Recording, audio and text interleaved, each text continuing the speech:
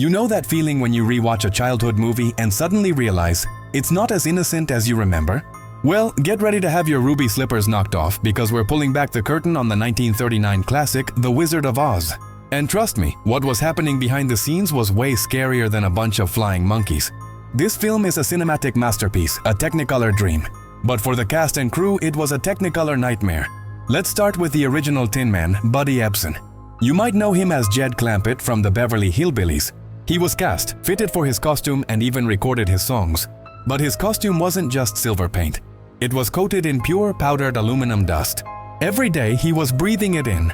About 10 days into filming, he couldn't breathe at all. His lungs were coated in aluminum. He was rushed to the hospital and spent weeks recovering. The studio's response? They replaced him with Jack Haley and quietly changed the makeup to a paste, hoping no one would notice.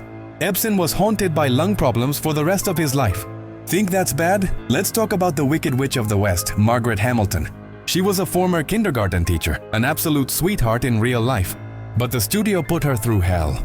In the scene where she vanishes from Munchkinland in a puff of smoke, the smoke was real fire. The trapdoor she was supposed to drop through got stuck. The pyrotechnics went off too early, and she was engulfed in flames. She suffered second-degree burns on her face and third-degree burns on her hand. Her green makeup, which was copper-based and highly toxic, seeped into her burned skin, causing immense pain and a serious risk of poisoning. She couldn't even work for 6 weeks. And when she finally came back, her one condition was no more fire. But the horrors didn't stop there. Those adorable flying monkeys. In the haunted forest scene, the wires holding them snapped, sending several actors plummeting to the studio floor. The snow in the poppy field scene?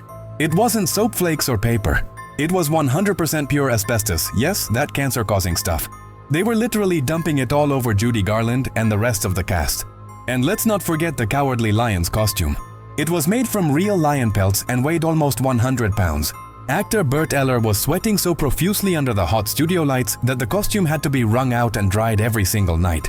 It was so heavy and hot, he could barely function.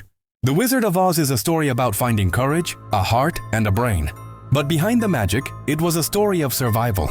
It's a chilling reminder that the golden age of Hollywood had a very, very dark side, where the quest for the perfect shot often came at a terrifying human cost. So next time you're off to see The Wizard, remember the real people who nearly lost everything just to bring that yellow brick road to life.